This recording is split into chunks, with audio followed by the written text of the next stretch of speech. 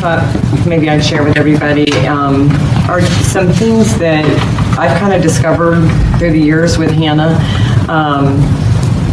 I wholeheartedly believe that autism has its own language.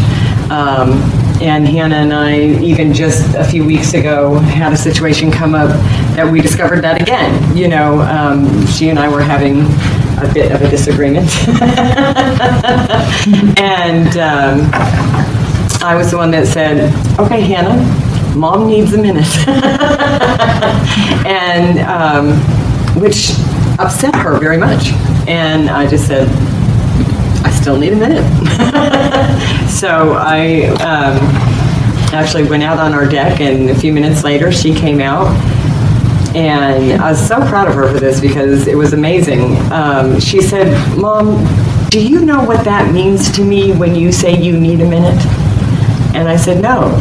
What does that mean to you? And she said, that means to me that you're done with me in this situation and I'm left to deal with it by myself.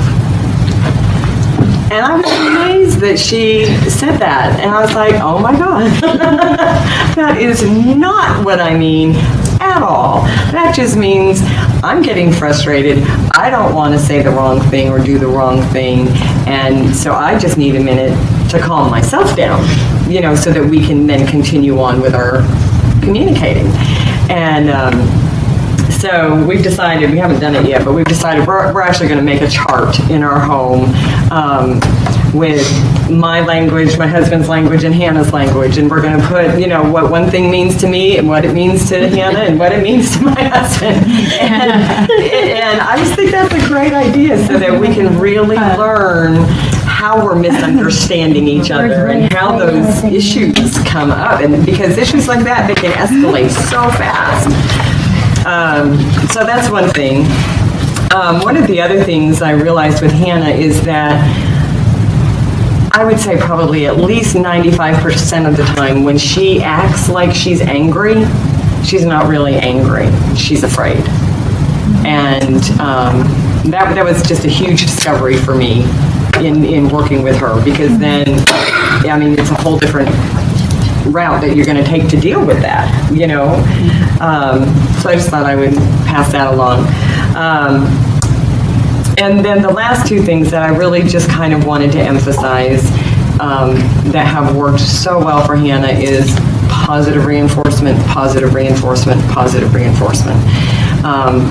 I think, and this is just my opinion, okay, but these kids, you know, they start at such a young age having therapy to help them do this better and that better and the other thing better. And I think sometimes there's kind of an underlying message of shame that can kind of come in.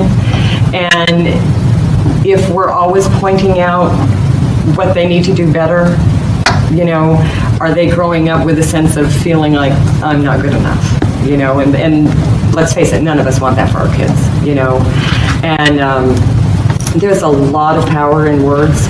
And so one of the things, once I began to realize some of that, that I kind of determined was, I don't want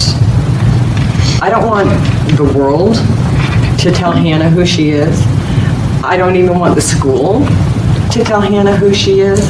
I want Hannah to know who she is from me. And so pretty much on a daily basis, and lots of times, several times a day, I tell her, you are a wonderful person. And I tell her, you are God's masterpiece. You are. And He hasn't made any mistakes. And you are not a mistake. You are a masterpiece. You are a work of art.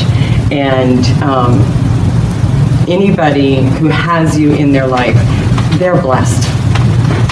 And I'm blessed to have you in my life, you know. And I just think that's really important, you know.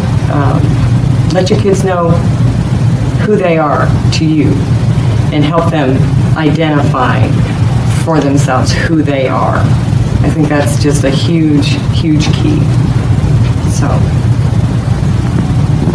anybody have anything else? Any questions?